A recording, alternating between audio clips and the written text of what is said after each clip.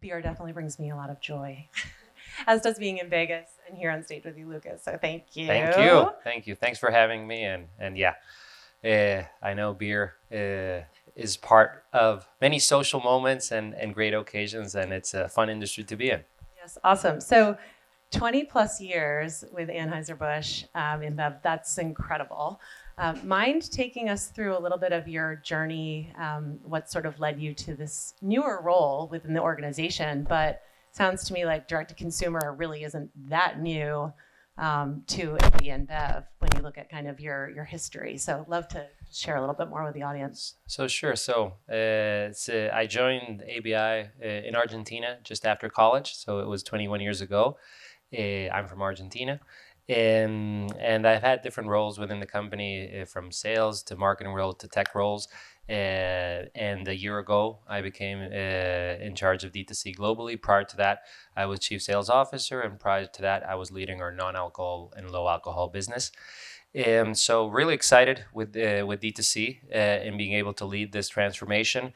For the people that don't know, what would DTC mean in a beer company? We started with a question, right? Is like, you're able to get pizza delivered in less than 30 minutes globally. So why couldn't we do the same for beer? Why couldn't we solve that problem? So our long-term ambition is to connect with 100 million consumers globally. And we're doing that through three different brands. In developing markets, we have Ze and Tada.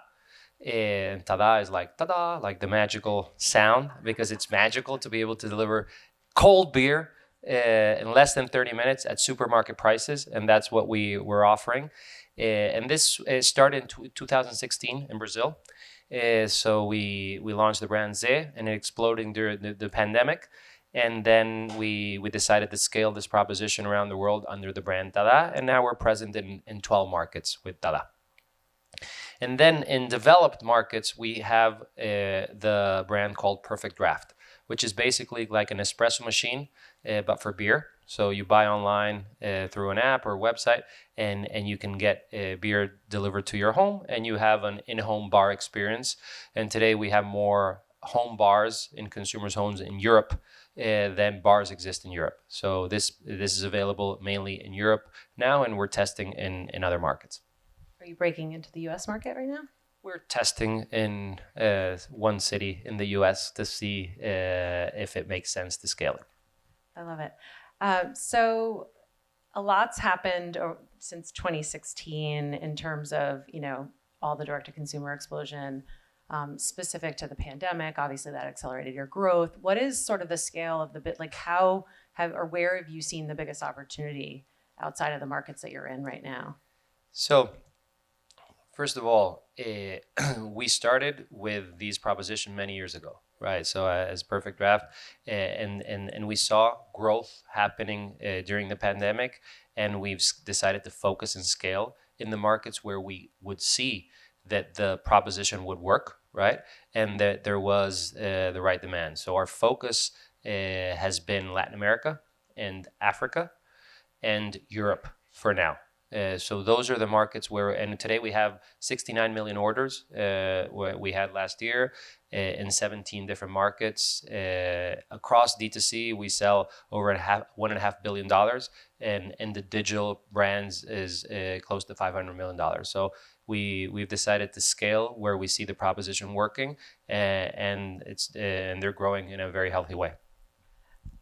So you obviously have a much more direct relationship with your consumer than you ever had before, right? So how are those consumer insights and just the world of direct-to-consumer, how is that helping AB InBev in terms of other parts of the business and thinking about products and innovation? Like, what is the value to the larger organization? So the consumer is at the heart of everything we do. And the purpose that we have in our company is we dream big to create a future with more cheers. So we know we can create a future with more cheers, and D2C is a huge enabler of that, because it's not the same to have watching a sports game or getting together with friends for a barbecue or happy hour with your friends, with or without beer.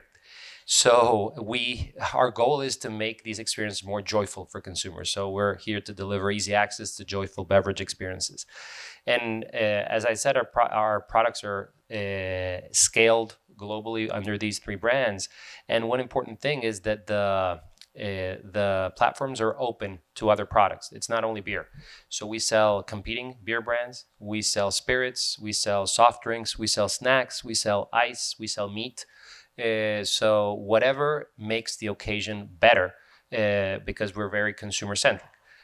So that has been at the heart of when this started, and that's our obsession day in and day out. And ultimately, what we want is to become the number one tech-enabled CPG. We have been very successful in B2B in the past years, scaling our B2B platform called Bees. And now we're focusing in a big way on how to scale D2C to help us get there. So thinking about scale and how you kind of get the message of joy into the marketplace and have it live in sort of its organic ways. Do you have a good example of a marketing program where you've been successful in bringing joy to the life of consumers and driving your business forward at the same time? Yeah, I have a few examples, and I'll share one for each of the platforms to bring a bit of tangibility to the conversation. So, for example, we recently had the World Cup. So, being Argentine, right? It's a very proud moment. So we had the luxury of being sponsors of the World Cup, being sponsors of Messi with Budweiser, and we used Messi to help us promote and activate Tada.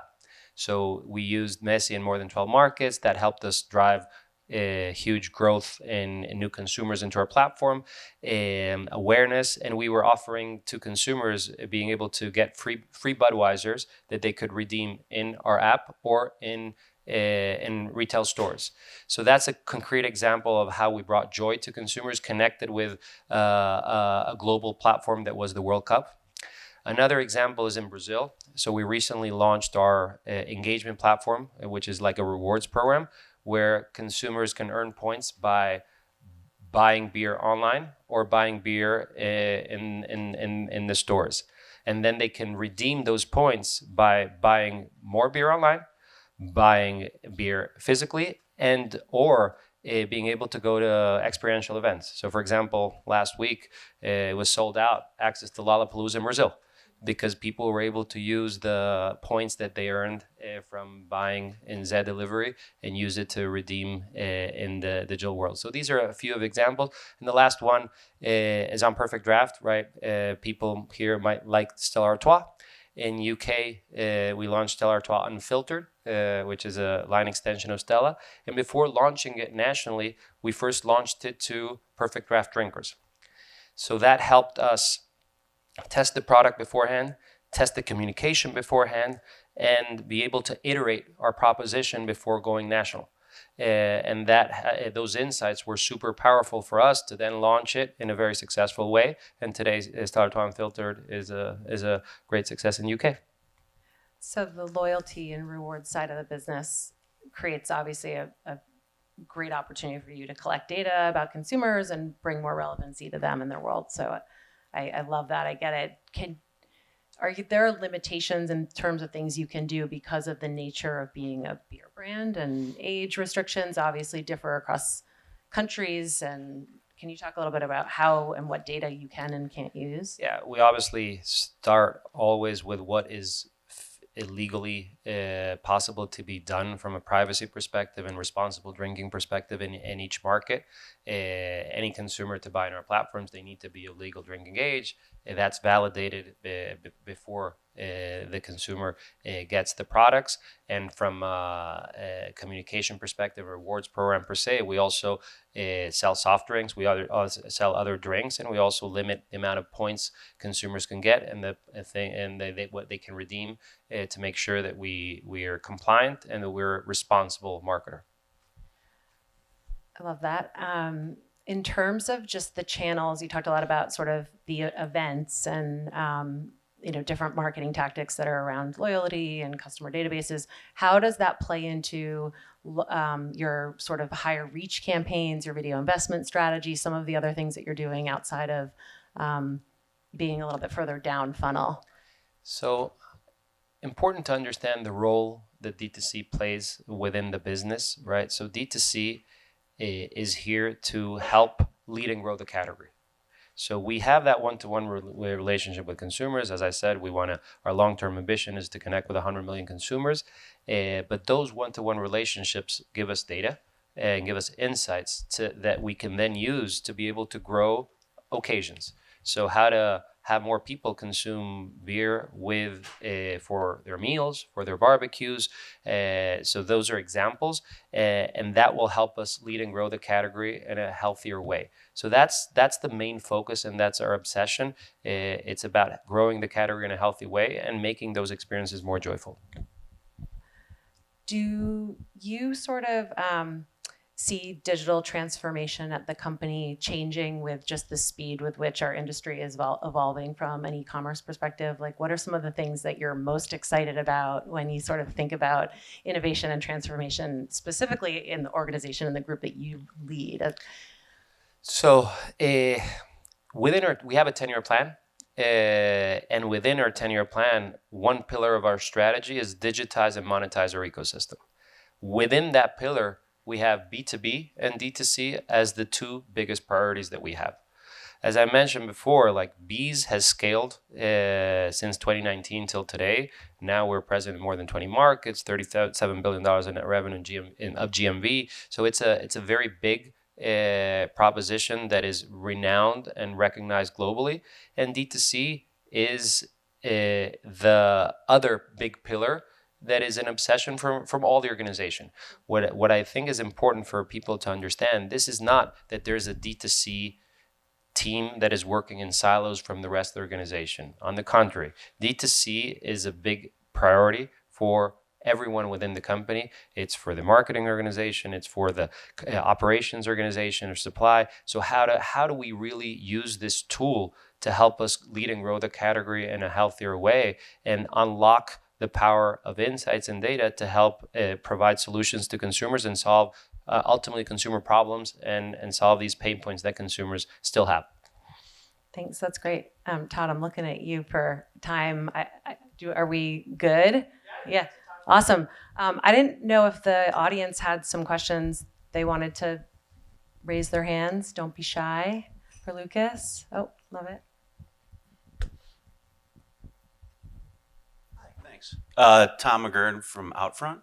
How you've been talking a lot about your international D2C strategies and stuff, but out of curiosity, in the tangled distribution system of alcohol that we have in the States, how does that impact sort of your speed to market with what you're doing versus in your other markets internationally, and what obstacles is that keeping you from achieving as a business?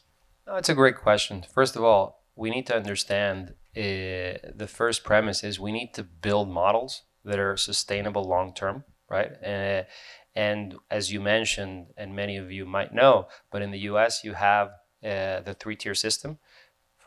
Basically, we as a manufacturer need to sell to a wholesaler that sells to a retailer that sells to a consumer, and that inhibits some of the business models that I described that we're applying in Latin America and in Africa. So we understand the system, and we also understand that there are other players out there that are offering similar things to consumers. There is cold beer in less than 30 minutes at good prices today available in the US, and we work hand in hand with those other companies to make sure that consumers get what they need when they need it, and that our category is relevant in those moments of joy. So that's the approach we take. But again, it needs to go to a sustainable business model that can be applied across the world. Anyone else? Questions for Lucas? Thank you. Chris Licata, Ad Marketplace. From a media channel perspective, how are you getting these new innovative solutions that you're creating to consumers? How are you making consumers aware? Are you utilizing social? Are you utilizing, search? What are your media look like? So obviously media, but within media we're using digital, and within digital we use social, we use video. The different formats and platforms that exist in each market that are relevant, right?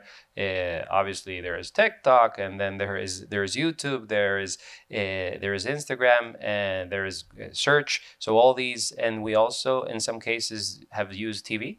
Right, which is obviously have high scale, high reach, and most importantly, we're integrating with the media that the brands already have, because that's the beauty and the difference that I would say we have versus other pure players. We already spend billions of dollars globally in media. We have amazing brands, we have amazing assets, and D2C is a way for these brands to connect with the consumers in a deeper and different and better way. So we've used media from Budweiser, from Corona, in different parts of the world to be able to connect and drive awareness of our brands, and this is helping us achieve the scale we need, and to be able to deliver things to consumers that makes these brands different and build the brands in a better and deeper way. Thanks.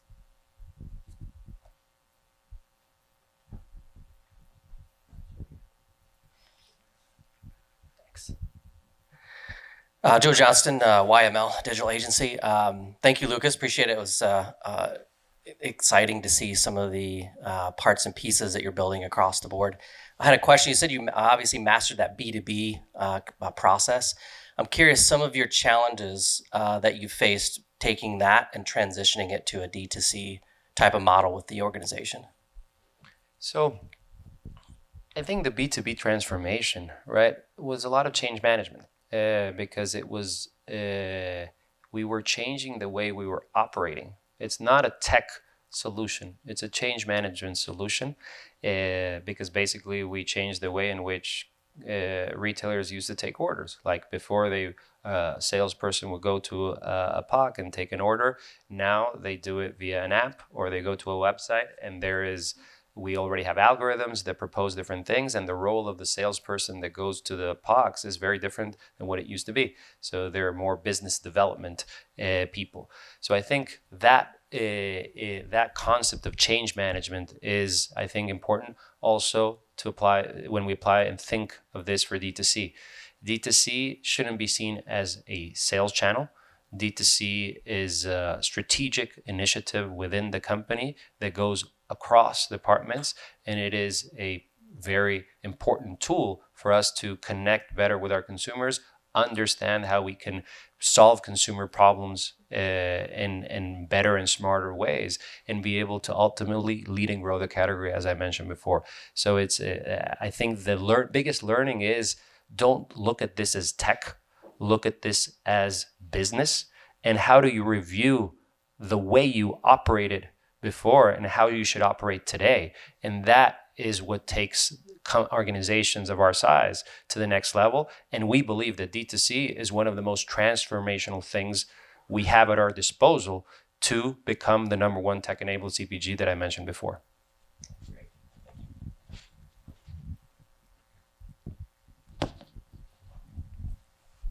Hey there, Sherry Swinecki again, Waterpick. My question is a little bit about profitability and benefit of your D2C model versus some of your other channels. And so when I think about delivering to consumers, cold beer in 30 minutes at the same price point I'd get it going to a retail marketplace. Obviously, in some of the other markets, it'll differ from my experience in the United States. But, I'm thinking, okay, so he's probably making some, decent profit by bypassing the retailer margin and whatnot. Is this actually more profitable, and can you comment on that? And then if it weren't, obviously there's some other benefits in terms of loyalty and lifetime consumer value. So just kind of curious how all that plays out. Oh, it's a great question. And sorry, I will not be able to answer specifically on the profitability. I anticipate myself. But what I can tell you, I go back to the point I made before. We're choosing the markets where we can have a sustainable business model, right? We have the luxury of having learned from the case in Brazil, right? That gave us 5 to 6 years of history and journey to be able to see how you can evolve over time and how you can be able to make the proposition more profitable. And that those learnings are being applied for the other markets where we're rolling out to the rest of the world. Does anybody else have any other questions? How are we at times? We're good. So, I got to say, there was a little bit of a pain point in the Joy, especially during World Cup. How do you market in a place where you're not allowed to drink? And that people are literally staying an hour away from the games just so that they could have a drink after the games. That must have been really difficult this year. So can you talk to that a little bit? So yeah, and just to add something more to your question is we were also supposed to be selling beer in the stadiums, and we got banned 48 hours before the start of the World Cup. So I think it was a very challenging moment when we found out about that, but also a moment in which I think we took the best out of all of us in the organization and used creativity to solve that problem. So recently we were announced as the most creative marketer of the year for second time in a row, which was the first time ever. And I think what the team was able to do for the World Cup is a good testament of that, because all the world was talking about Budweiser at that moment because we got banned, and we twisted the story to be about whoever wins the World Cup will get the free beer. So the let's grab the buds. That was the campaign, and then it drove awareness, and we activated this globally, and luckily Argentina won and got the beer. And people were able to celebrate, and there were 5 million people in the street celebrating, and Budweiser was part of that celebration. And I think that was a great example on how you use a global platform to be able to promote your brands in the right way and being able to be agile to the context and the environment. Yeah, totally. I'm also going to call you out on one of your answers. So going D2C is incredibly important. This is a category that historically has had hardly any data from the consumer, from the purchase lens. So I imagine going D2C, having everything go through apps and loyalty and all of that good stuff, you're now sitting on a treasure trove of data that you never had before. One, is that accurate? And two, what kind of learnings are you getting that you really didn't anticipate seeing as a result of that data collection? So the answer is yes, it's accurate. And that's why I believe it's transformational. Going to my point before is we've always wanted, and I've been in the company for 21 years. I worked in marketing for many years, and always getting consumer data was hard. And now we have a lot of consumption data that is really powerful. So we are using that again to the point about how to make those experiences more joyful for consumers. We're using insights to be able to understand when people consume beer during a game, right? And when should we be offering things to consumers based on the moments of real purchase. We're also trying to understand is how to make the barbecue better occasion. So what products are the right ones to sell in different areas of the country for the barbecue occasion. So that is all data that we didn't have before, that we have now. And ultimately, we're using this data to make these experiences for consumers more joyful. And we're happy to see the progress we're making. And ultimately, we're growing these occasions and we're growing the category. Thank you. Thank you for a great session. One small miss, Joy would have been a beer under everybody's seat, but we can talk about that later. Thank you both so much for a great session. Thank you.